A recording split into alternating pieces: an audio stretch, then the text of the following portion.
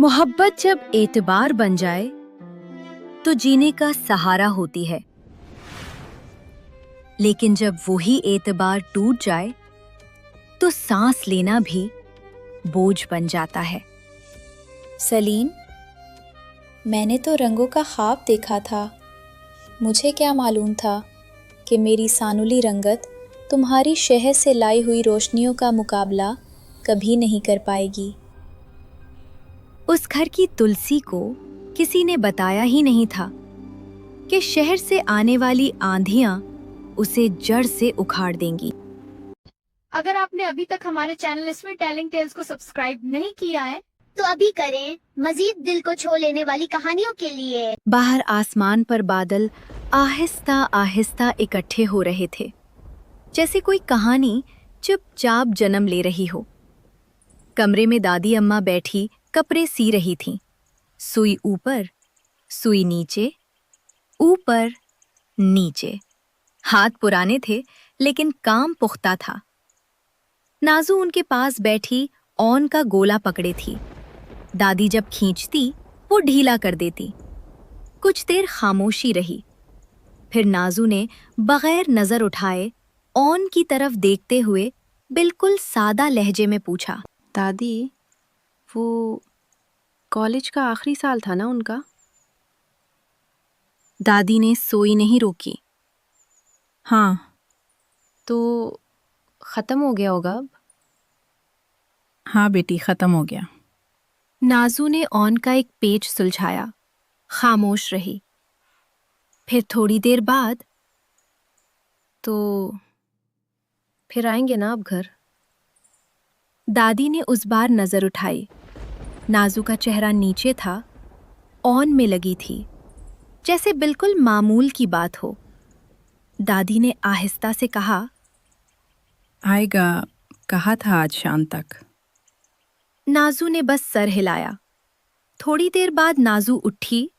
दादी, मैं ज़रा बाहर से पालक तोड़ लाऊं आपको?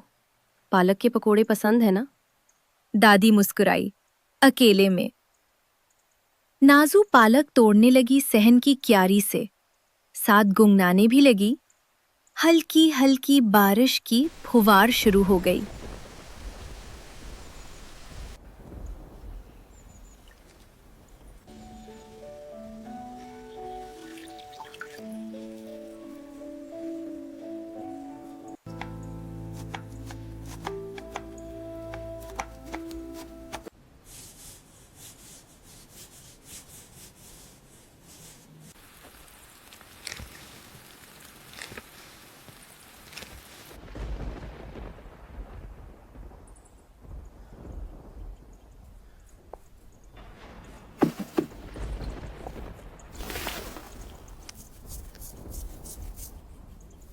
दादी ने देखा, कुछ न कहा।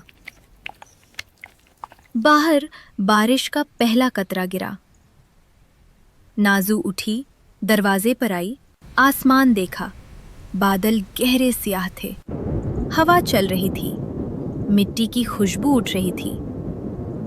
कड़ाही में तेल गरम हुआ। नाजू ने पहला पकोड़ा डाला। छिन खुशबू फैली। बाहर बारिश तेज हो गई। दादी ने नाजू को देखा। वो प्लेट में पकोड़े रख रही थी, एक एक, आहिस्ता आहिस्ता, जैसे वक्त गुजार रही हो। दादी का दिल भर आया, ये बच्ची। और तभी बाहर से आवाज आई, दादी। नाजू के हाथ रुके। करछी आहिस्ता से कड़ाही के किनारे पर रख दी। एक लम्हा आंखें बंद कीं, फिर दुपट्टा ठीक किया, बगैर आईना देखे। बाल एक तरफ किए, बगैर किसी को दिखाने के इरादे से। बस खुद को संभाला। बैठें दादी, मैं देखती हूँ। और दरवाजा खोला। सलीम खड़ा था, सर से पांव तक भीगा हुआ, बैग कंधे पर, चेहरे पर वही पुरानी हंसी। नाजू ने एक नजर देखा, फिर नजर झुका ली। आए? दादी कहाँ है? अंदर है। सलीम ने दादी को देखा, गले लगा, पास बैठा। बातें शुरू हुईं, कॉलेज की, शहर की, आगे के इरादों की। नाजू चूल्हे के पास बैठी पकोड़े निकालती रही, चाय डालती रही, सुनती रही, कुछ नहीं बोली। प्लेट लाकर बीच में रख दी, चाय के कप रख दिए। कमाल है, बारिश में पकोड़े। नाजू वापस चूल्हे की तरफ मुड़ गई ताकि कोई चेहरा न देख सके। दादी ने चाय का कप उठाया और सोचा, अभी बात करूं? सलीम को कहूं? नाजू है, उस घर की है, उस जैसी नहीं मिलेगी कहीं। मुंह खोलने ही वाली थीं। दादी, एक बात करनी थी। कहो? सलीम ने एक लम्हा सोचा, फिर बोला, शहर में एक लड़की है, नाम है समीना। मैं उससे शादी करना चाहता हूं। कमरे में बारिश की आवाज रह गई। दादी की आंखें एक लम्हे के लिए चूल्हे की तरफ गईं। नाजू की पीठ थी। वो कुछ नहीं कर रही थी, बस खड़ी थी। हाथ कड़ाही के किनारे पर थे, बिल्कुल साकित। दादी ने लंबा सांस लिया, सलीम का चेहरा देखा। आंखों में वो चमक जो जवानी में होती है जब कोई ख्वाब हो। दादी के दिल में जो बात थी वो वहीं रह गई। बूढ़ा दिल समझता है, जो मांगा ना गया वो दिया नहीं जाता। ठीक है बेटा, तुम्हारी खुशी मेरी खुशी है। नाजू ने आहिस्ता से कड़छी उठाई, चूल्हा बुझाया, प्लेट उठाई और बाहर रखने चली गई। दरवाजे से निकलते हुए एक लम्हा रुकी। बाहर बारिश थी, वही बारिश जिसका वो सुबह से इंतजार कर रही थी। अब वो बारिश सर्द लग रही थी। नाजू वापस अंदर आ गई, चुपचाप, खामोश, और किसी ने उसका चेहरा नहीं देखा। कुछ दिन बाद गांव में खबर फैली कि सलीम की होने वाली दुल्हन आ रही है। औरतें जमा हुईं, दरवाजे पर रंगोली बनी।